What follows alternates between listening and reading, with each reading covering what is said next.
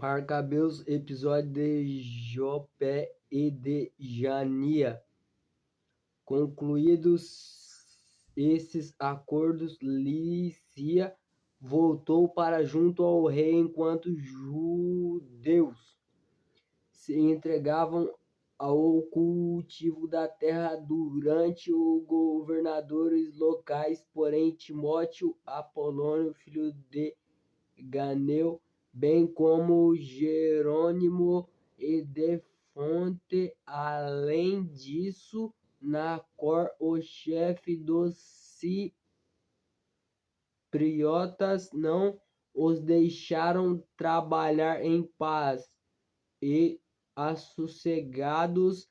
Além disso, os habitantes de Jope chegaram até o cúmulo da impiedade e convidaram os judeus que moravam na cidade a subir com suas mulheres e filhos e umas brochas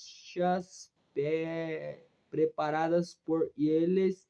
Isso como se não houvesse qualquer má intenção escolhida, como se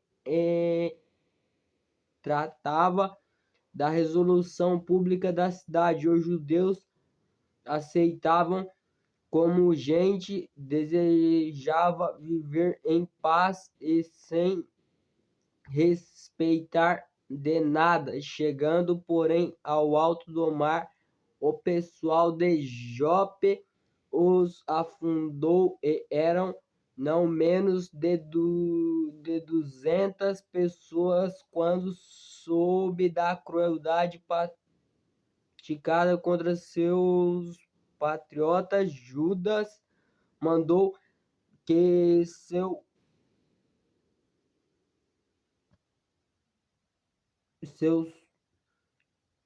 seus homens se preparassem e convidou Deus, e junto ao juiz marcou com os assassinos de seus irmãos. Incendiou de noite porto, queimou as barcas e passou a fio de espada todos os nela tinham fechada as portas. Ele partiu, mas com a intenção de ouvir outra vez, então extirpar totalmente a população de Jope. Entretanto, Judas tomou conhecimento de que os habitantes de Janias queriam proceder nada na mesma forma contra os judeus que moravam entre eles. Caiu então na surpresa de Jania à noite, incendiou o porto com os navios e total porto, que o clarão do incêndio foi visto até Jerusalém, a distância de 45 quilômetros.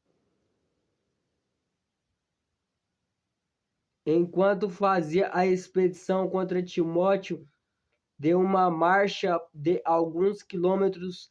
Pelo menos 5.000 árabes com 500 cavaleiros irromperam contra eles. O combate foi violento, mas os homens de Judas levaram a melhor com Judas. Deus então vencido os nômades precediam Judas, além estendia a mão e pretenderam dar-lhe prostragem, ajudá-lo em outras coisas. Judas percebeu que eles,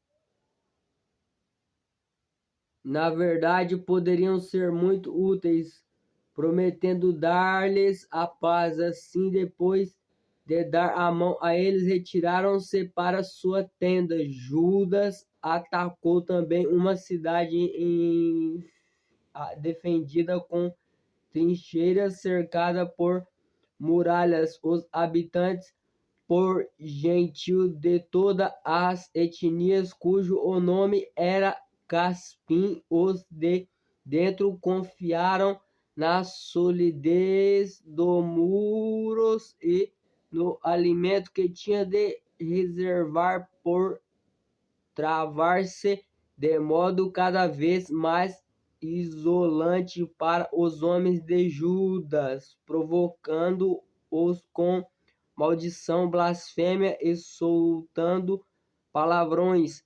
Os companheiros de Judas, então, invocando o grande soberano do mundo, que sem arites nem máquinas de guerra fez cair Jericó no tempo de Josué, tomando a cidade por vontade de Deus, fizeram aí matança indescritíveis. Um lado vizinho, com quase 400 metros de largura, pertencia a transbordar, repleto de sangue, tendo se distanciado dali uns 140 quilômetros, chegaram a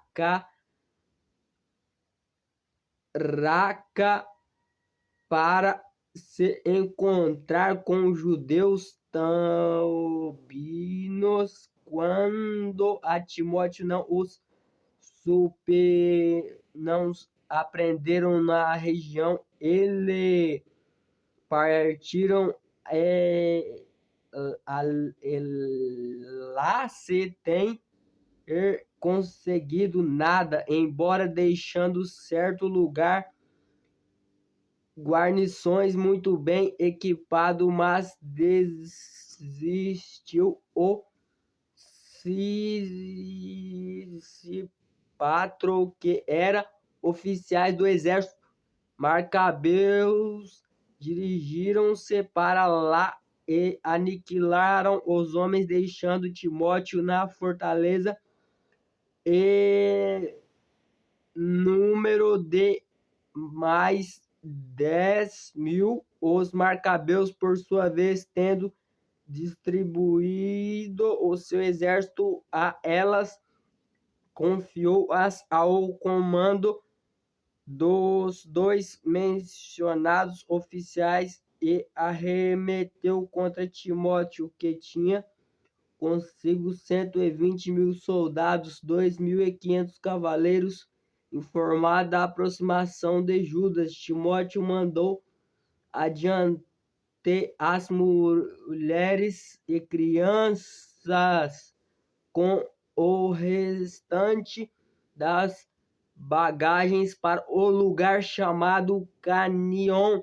Era uma fortaleza impossível de conquistar, de acesso muito difícil por causa do desfiladeiro no local. Logo que apareceu a primeira ala, o exército de Judas apoderou-se dos inimigos o medo. Eles ficaram aterrorizados por causa da sentença daquele, tendo tudo ver, fugiram então desbradadamente, um querendo passar à frente do outro, a ponto de serem feridos pelo próprio companheiro, atravessado a fio de sua espada. Judas, entretanto, perseguiu-os com veemência, transpassando esse ímpio, acabou com cercar de 30.000 deles. O próprio Timóteo caiu nas mãos de soldados de Discíteus e Sipatro, com muita manha pôs-se a suplicar que os deixasse partir com a vida, alegrando que tinha em seu poder pais de muitos deles e de alguns os irmãos, os quais poderiam ficar sem proteção, assim tendo ele garantido muitos modos haveria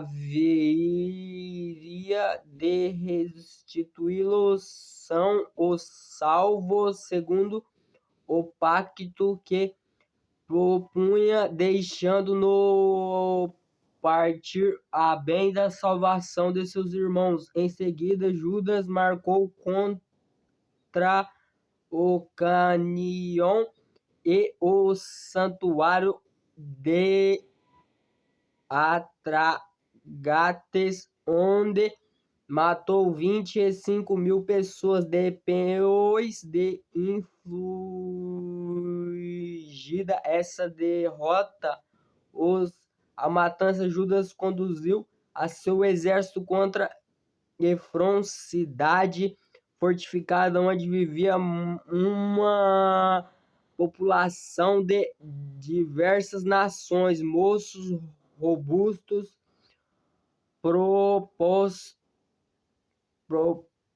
prostando diante da muralha, defendida valorosamente, enquanto dentro havia grandes reservas de máquinas e projéteis, mas tendo invocado o poderoso que não se pode esmagar a força dos inimigos, os judeus tomaram a cidade e dos que nela estavam abandonaram 25.000, partindo de lá marcaram até Citópolis, distante de Jerusalém, mais de 100 quilômetros. Nessa cidade, judeus que residiam deram testemunho de benevolência, sendo habitantes desmontaram para com ele da escolhida bondosa que lhes tinham dado ou nomeamentos difíceis.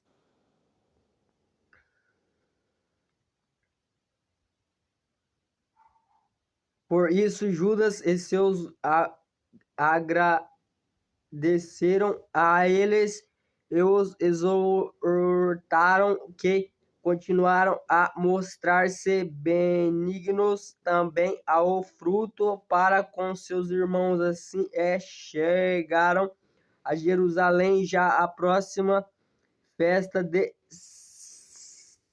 semanas.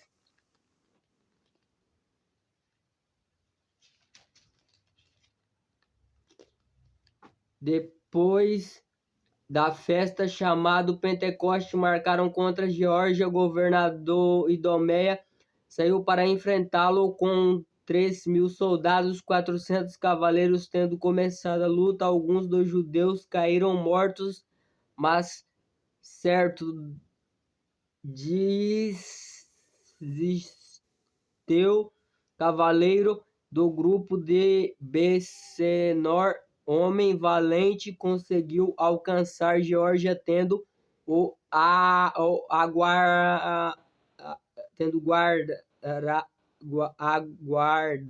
aguardado pelo manto e abrigado e governante a segui-lo, querendo prendê-lo vivo. Foi quando um dos cavaleiros tracidos investido contra ele,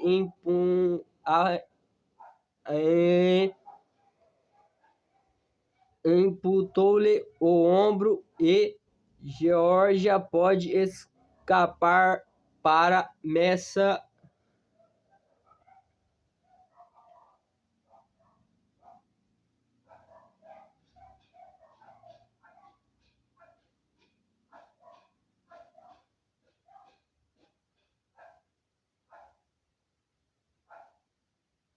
Entretanto, os homens de Adrim estavam fatigados de tanto lutar. Judas então invocou o Senhor para se manifestar como seu aliado e guia. No combate a seguir, lançou o grito de guerra e, cantando hinos na língua paterna, arremessou-se de surpresa contra o homem de Jorge, abrigou-os à retirada. Tendo depois reunido ao seu exército, Judas atingiu a cidade de Odolam, chegando ao 7º dia, purificando-se conforme o costume. Ali mesmo celebraram o sábado. No dia seguinte,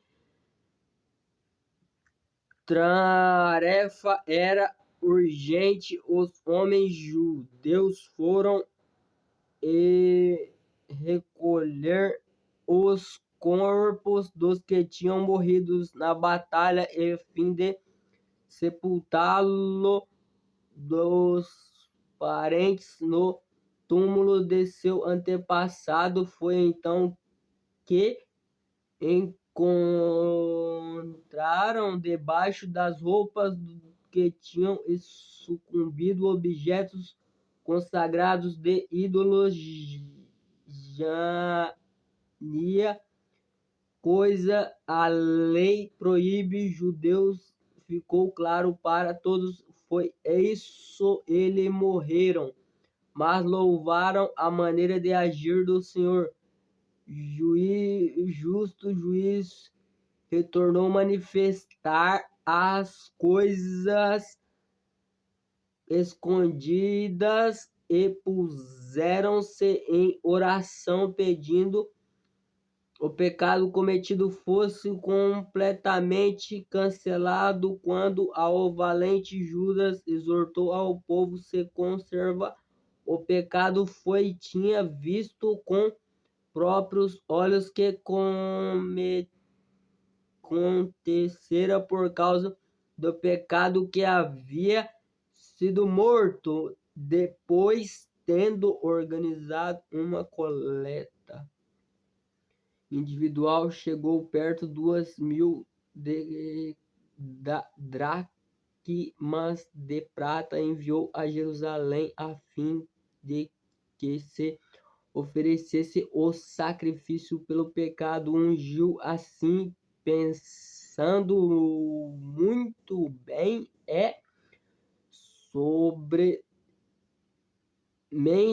sobre a ressurreição. De fato, se ele não tivesse esperança na ressurreição do que tinha morrido na batalha, seria sepulcro,